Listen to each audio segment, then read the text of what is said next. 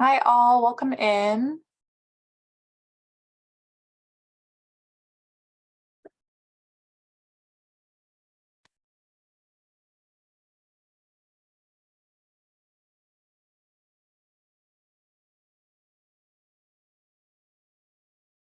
Hello. We'll just give everyone a couple of seconds to come in.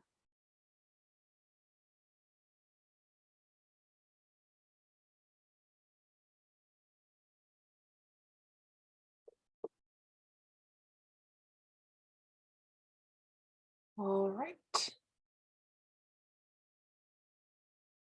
Okay.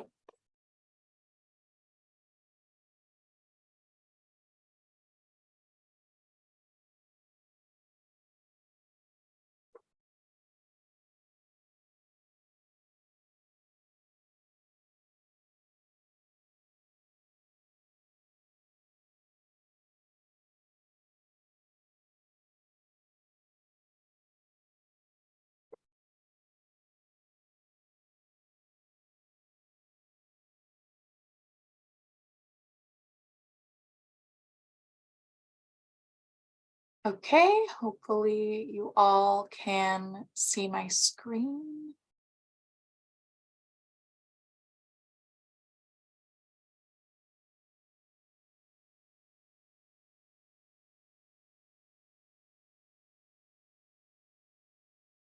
All right, let's go ahead and get started. Welcome in, everyone. My name is Maddie Cooper, and I am the Associate Preventive Conservator at the Conservation Center for Art and Historic Artifacts, and I use she, her pronouns. Just some quick housekeeping before we get started. This room is set up as a Zoom webinar, so you will not have access to your camera or your microphone, but I do encourage you to use the chat function. In fact, if you feel so inclined, go ahead and introduce yourself now. There will also be time for questions at the end of the presentation, so you can drop those in the chat and I will try to get to them at the end. If you'd like to utilize the closed caption function, you should be able to enable it through the Zoom toolbar. And as always, feel free to reach out to me or anyone at the center by phone or email with any questions about the content of this webinar or any preservation questions in general. I should say that I will reference a few resources throughout this presentation. Links and bibliographic references to those resources can be found in the Budgeting for Collections Care technical leaflet on the center's website. And I will also just mention that at the end of this webinar, we will go ahead and automatically send you guys a survey. If you could take a couple seconds to fill that out, we would appreciate it. It really helps us tailor our programming to what the needs are in the field, and we love to hear from you. And a quick thank you to our funders who make these free webinars possible. Thank you to the National Endowment for the Humanities, the William Penn Foundation, and the Independence Foundation. And then a quick note about the organization that I work for, the Conservation Center for Art and Historic Artifacts, or CCAHA. We are a regional lab, a regional conservation lab and preservation services facility. We are based in Philadelphia, Pennsylvania, but we work with organizations and clients across the country and even internationally. Our conservators treat paper-based objects like books, photographs, documents, artwork on paper, and more. Our preservation services staff work in the field, providing educational programming and helping institutions plan for the future of their collections. As a preventive conservator, I work with both the Conservation Department and the Preservation Services Department to support preventive conservation projects and teaching. CCAHA also offers a wide range of digitization services, as well as fundraising assistance, housing and framing, and more. And you can learn more about us on our website, ccaha.org. So let's get into it. Today, we are talking about budgeting for collections care, which I admit can be kind of a frustrating topic. I'd be willing to bet that a lot of you are coming to us today from an organization that doesn't have enough funding to do all of the preservation projects that it wants to do. We work in the arts. We're not historically rolling in the dough over here. So finding ways to fund these projects and budget for these projects is really important. I work with a lot of collection stewards that know what their collection needs in terms of preservation projects. It's sort of just the prioritization of these projects and finding funding to carry them out that they need help and extra support with. And I love a roadmap. So here's our little roadmap for today. We'll start with an introduction to the preservation budgeting cycle, which is made up of planning, documentation, cost analysis, and advocacy, all of which we'll dig into. And finally, we'll end with some questions and quick tips and key takeaways, and I will share some additional resources. Just to look at some numbers at the top, the 2019 Heritage Health Information Survey reported that 49% of collecting institutions budget for conservation and preservation activities, which is up from the 38% reported in the 2005 survey. It's great to see this improvement, but considering that means that 51% of the 31,000 collecting institutions identified in this report weren't budgeting for preservation. There's still a lot of work to be done. I like to think of preservation budgeting as a cycle because each step definitely informs the next. Preservation planning is obviously going to inform much more than just the budget, but it's also an important first step. That's followed by the documentation of existing preservation work and existing funding that is going to preservation. Next is cost analysis, so figuring out how much these preservation projects actually cost. And finally is advocacy. And then we'll talk about that in the framework of advocating both internally and externally for preservation funding.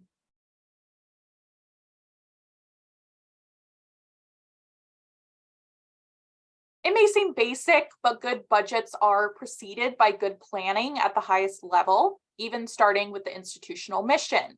Does your organization's mission include the word preservation or allude to collections care? Is preservation included in the strategic plan? Embedding these things in the core goals of your institution signal to everyone, from staff to visitors and potential donors and grant funders, that preservation is a priority that you'll want to cite when advocating for funding. In addition to strategic planning, it can be really helpful to have a preservation plan in place that outlines short-term, medium, and long-term goals. Preservation plans help in a few ways, some of them obvious. They're good ways to identify and prioritize the projects that you'll need to budget for or fundraise for. But they can also be really great in the event of something like an unexpected year-end surplus that must be spent or an unexpected donation. Say you've identified a part of your collection of photographs that could really benefit from being rehoused, and there's a year-end surplus that has to be spent.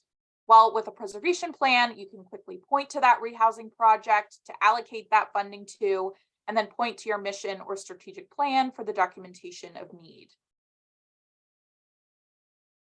After preservation planning comes determining how much preservation work you're already doing, which includes how much funding has gone towards this work. And I promise you, it's more than you think it is. When I do preservation surveys and risk assessments, I always ask folks what their current annual preservation budget is and how it's spent. And a lot of people give me an answer that includes what they spend on supplies like archival housings each year, which is great. And that's absolutely part of preservation funding, but there's so much more that can be considered. Spending on personnel that carry out preservation work, training, supplies, furnishings, equipment, and even building maintenance expenses should all be considered because it's all contributing to the preservation of your collection.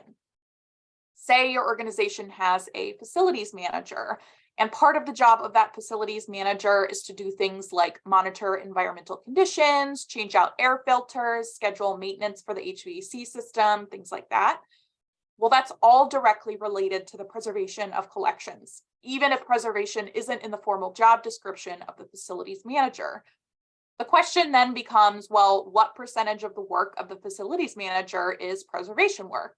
That percentage of their salary could be included in preservation spending when you're considering the budget or you're advocating for more preservation spending. Other preservation expenses that you may not have thought of include things like pest control, contractors, window air conditioning units and collection spaces, and costs associated with collections management systems. All this is to say that even the smallest volunteer-run organizations are spending money on preservation work. And in order to effectively advocate for preservation projects and funding, it's important to have an accurate picture of the investment that your organization is already making. One resource that I really like for this is the Preservation Budget Planning Worksheet from Lyrasis. It's designed for libraries, but can be helpful for museums and archives as well, just in terms of opening your mind to what can be considered preservation spending. The worksheet has sections for personnel, training and travel, acquisitions, contracted services, supplies, furnishings, equipment, and capital expenditures. Once you've documented the money that you're already spending on preservation, it's time to determine how much additional or reallocated funding is needed to complete the projects in your preservation plan. I recommend doing this through cost analysis, which looks comprehensively at the cost of supplies and equipment, services, labor, and indirect costs. This model of cost analysis comes from the Preservation Manager's Guide to Cost Analysis. It's a resource that's published by the American Library Association, and it's a publication that I highly recommend if you're doing this kind of work. Unfortunately, it's not a free online resource, but I would say that it's worth the $47, and remember that that $47 would be considered preservation spending. This method of analysis covers both direct and indirect costs. So direct costs are those that can be clearly attributed to the project.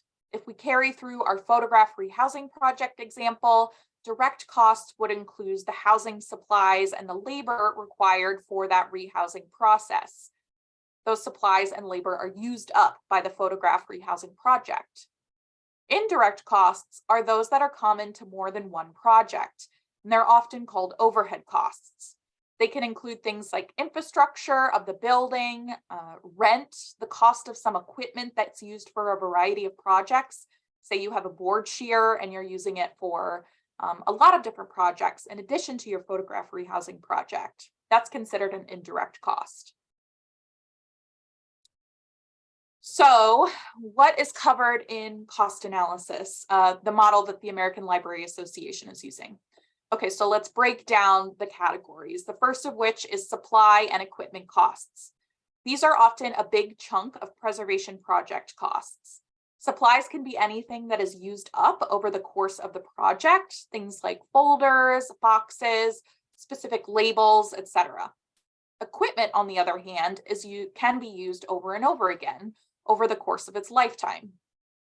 Pricing out supplies and equipment is relatively straightforward and is something you all probably have experience with.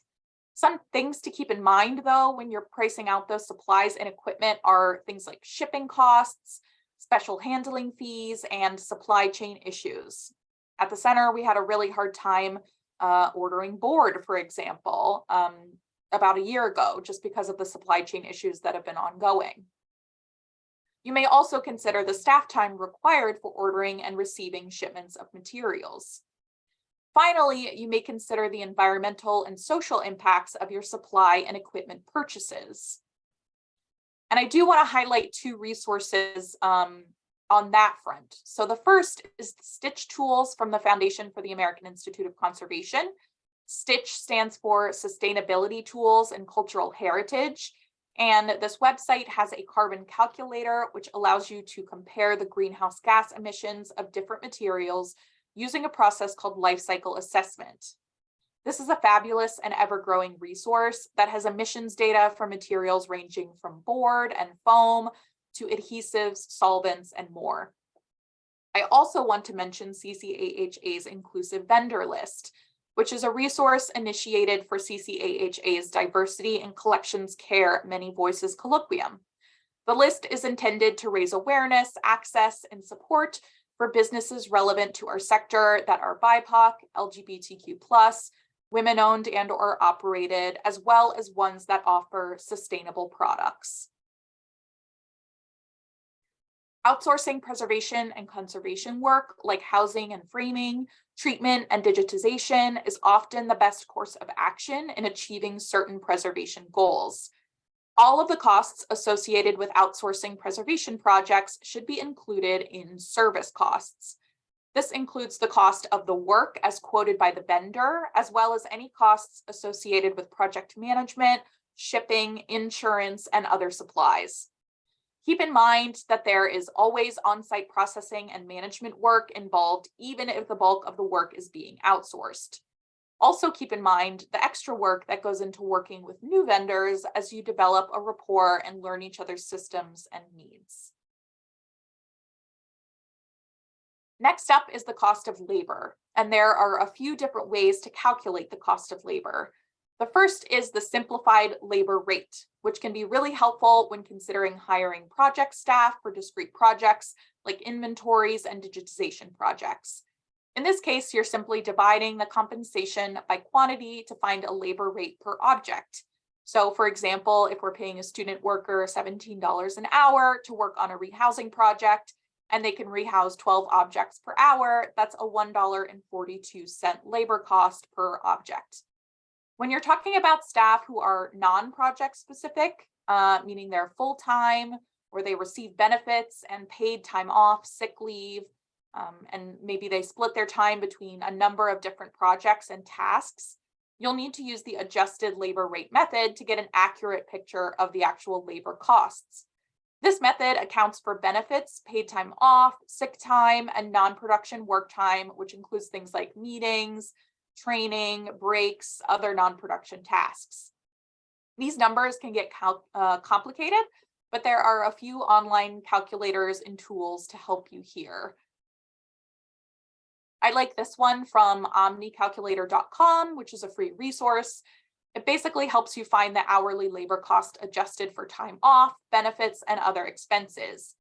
Once you have that, you can simply calculate the cost of labor per object, or use another metric like how much is spent on labor per project, per year. It really depends on what question you're looking to answer. For example, if part of this employee's work is digitizing objects and they spend about 30% of their work time on digitization, we can take 30% of the adjusted labor cost and attribute it to digitization labor. Accurately calculating the cost of labor is especially important when weighing decisions like whether to do something in-house or use a vendor. Obviously, buying materials in bulk and making phase boxes is less expensive than buying pre-made boxes if you're just looking at the cost of raw materials. But is it still less expensive when you factor in things like labor costs? I don't know. That's where these calculations come into play. For this, OmniCalculator also has a buy versus build calculator, which is really helpful here and can make your life a lot easier. And just a note on volunteer labor, because I know many of us have volunteers whom we rely on. You may even consider calculating the financial value of the volunteer time that goes into your preservation projects, because it's not insignificant. A coalition of US nonprofits called Independent Sector comes out with an estimate of the value of trained volunteer hour every year. And in 22, that value was $29.95 per hour. If your projects rely on volunteer labor, you may want to calculate that monetary value to show stakeholders and board members the significant investment that volunteers are making in our organizations. The final category of costs covered by the Preservation Manager's Guide to Cost Analysis is indirect costs, which, if you remember, includes quote unquote overhead costs like administrative support, some multi-use equipment, and building and maintenance costs. Things that can't be attributed to one project. If you're budgeting for a project and you want to include indirect costs, you basically need to find out what percentage of the salary or the cost of the equipment and its maintenance or the rent will be used by a specific project. For example, if you have a lab manager or some other form of clerical support, what percentage of their time will go to tasks related to the photograph rehousing project? I should note here that many grants have very specific requirements for what indirect costs they will and will not cover. If you have a grant from the National Endowment for the Humanities, for example, and that grant covers indirect costs, you'll need to negotiate or establish a negotiated indirect cost rate agreement, or a NICRA, which is an agreement about how you will calculate indirect costs. If you don't negotiate that rate, you opt into the minimum rate of 10% of total applicable direct costs, which basically means that the grant will cover 10% of your calculated direct costs. So here's an example of a cost analysis when we're thinking about our photograph rehousing project. In this case, we're calculating the cost of supplies and equipment. That includes shipping, or calculating the cost of labor, including the work of a technician who's specifically focusing on this project, as well as the supervision and training involved in working with technicians and students. And we're also including the indirect costs, including things like equipment and supplies that are common to all of the preservation work done in the department, things like gloves, labels that are used for multiple projects, etc. So at this point, you've done the preservation planning that you need to do to identify the priority preservation projects for your organization. You've documented the money that your organization has already spent on preservation, and you've run a cost analysis to price out the project, and you're ready to find the funds to make it happen. This is where all of that due diligence is going to pay off when you're out there advocating for that funding. Now, I know a lot of us rely on grant funding to carry out preservation projects, but some amount of internal support is really, really important, even if you're also pursuing grants. We've already established that your organization is probably spending more money on materials and activities that contribute to preservation, even if you aren't categorizing them as such. And it's important to have a line item for preservation specifically in the budget. It signals to everyone from the board, to staff, to donors and grantors that your organization is invested in preservation, which is especially important if preservation is a part of your mission or strategic plan. Reallocating existing funding to preservation projects is an option, though I understand it can be a thorny one. It's important that if reallocation happens, that it aligns with the strategic plan, which is why it's so important to have those high-level plans in place to refer to. It's also important to be ready for unexpected surpluses that may have to be spent quickly. That's where you're going to turn towards your preservation plan and cost analysis to find meaningful supplies, equipment, and other projects that can be purchased or funded on short notice. Some tips for advocacy, both internal and external. First is share your work. I really love this image from a blog post from the McAllister Museum of Aviation in Yakima, Washington. The blog post is called Recent Upgrades to the Museum, and in it, they basically share this image of their brand new, beautiful HVAC unit installed as part of a 20th century anniversary project. I think folks are sometimes wary to post operational achievements like this, opting instead for pictures of your beautiful collection, which I think are also great, but I don't think you should shy away from informing the public about things like this. I personally know the good that this unit is doing in the space and for the collection, and I think letting the public know about the operational and maintenance costs that go into preserving a collection can be an important step in advocacy.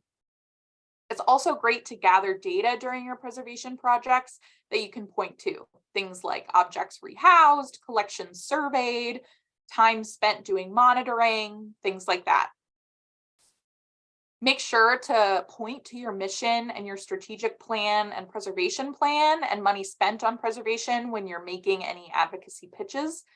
Doing all of this important prep work shows stakeholders that your organization has a serious commitment that is worth funding. Another tip, if you're having trouble getting buy-in, try bringing in a consultant.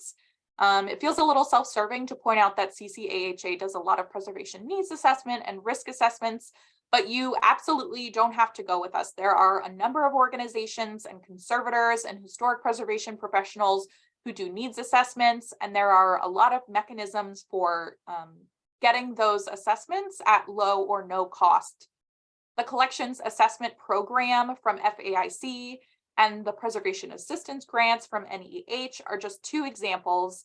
And there's also some great regional funders as well who are looking to fund survey projects. It can be really helpful to point to the recommendations in these reports, and some grants even require these types of assessments before funding bigger projects. So now I would like to leave you guys with some resources. So here's just a couple of resources in terms of preservation planning. CCHA has a number of resources. We also have some excellent resources from the Minnesota Historical Society on long-range preservation planning. When you're thinking about documenting your existing preservation work, I mentioned that worksheet from Lyrasis, which can be really helpful in getting you in the right mindset. And also when you're thinking about what positions you have at your organization that contribute to preservation, even if it's not in their official job description, you might consider updating those job descriptions. And there's a resource for that from Duke University here as well. When you're talking about cost analysis, obviously we talked a lot about the Preservation Manager's Guide to Cost Analysis today. There's also an amazing resource from the Oregon Heritage Commission, which is a collections budget report. It basically just shows an example budget of a preservation program at an organization. And then in terms of advocacy, I included a few resources here as well. And at this point, I will stop sharing and I can answer any questions that you all have.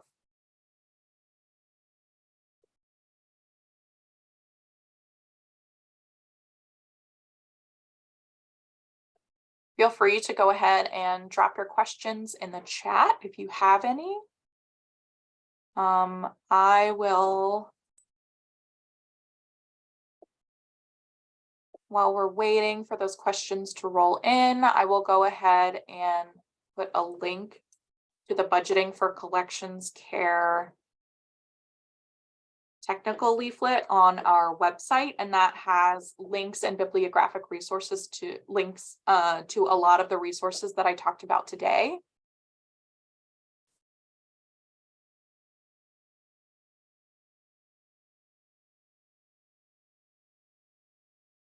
So there's a question in the chat that says, I wasn't able to record all the info from the talk. Can you please share the presentation? I can. I think this presentation will go up on the center's YouTube channel, if I'm not mistaken.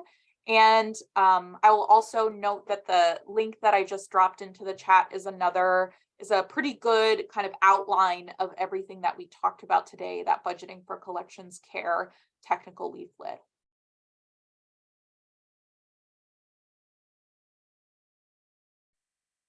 Peach said that they're not seeing a link.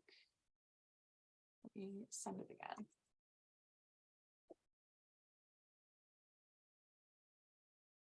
I may also be able to drop the resource in the chat as a PDF. Let me try to do that as well.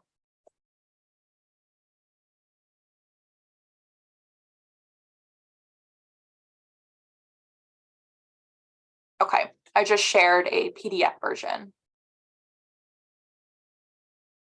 Okay, there is oh, I'm sending it to host and panelists. Let me send it to everyone. My mistake. You would think after 3 years, I would be better at navigating Zoom, but alas. Okay, I'll send a link as well. So I did see a question that said, should we consider a specific amount for unexpected situations? If yes, how much would be logical?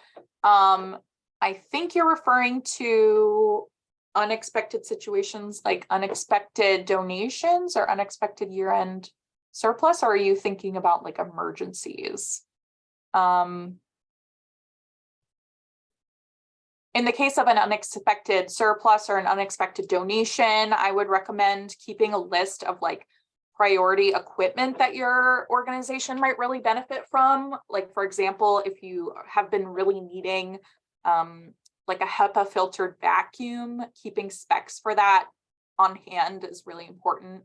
Okay, for emergencies. Yeah, that's a good point. I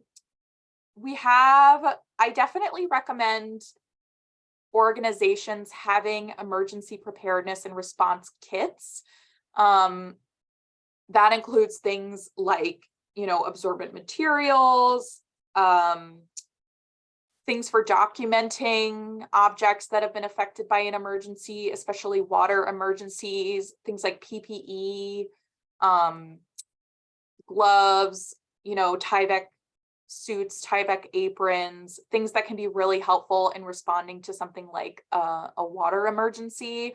I really do recommend that organizations keep those emergency kits. You can buy them commercially from places like Talus and University Products, I think. But I really recommend that organizations make their own emergency kits just because it's more cost effective and more customizable. If you're looking for a resource to what to put in those kits, there's a resource on the CCAHA website that has recommendations for what to put in an emergency supply kit, but I would also really recommend that you check out that resource from the Oregon Heritage Commission, the collections budgeting report, because they spec out an entire emergency preparedness supply kit in that resource, and I think that's pretty helpful.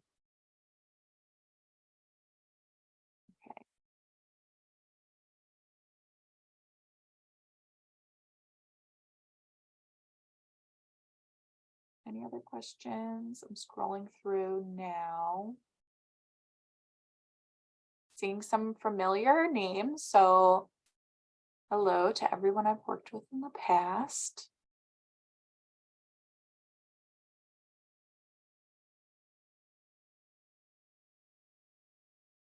Okay. Well, at this point, I will go ahead and let you guys go. Thank you guys so much for joining me today. And again, if you have any questions, feel free to email me. I will put my email in the chat as well. And just a quick reminder, you'll be prompted to fill out a short survey at the end of this, and we really do appreciate your responses. Thank you guys so much. Have a great rest of your day.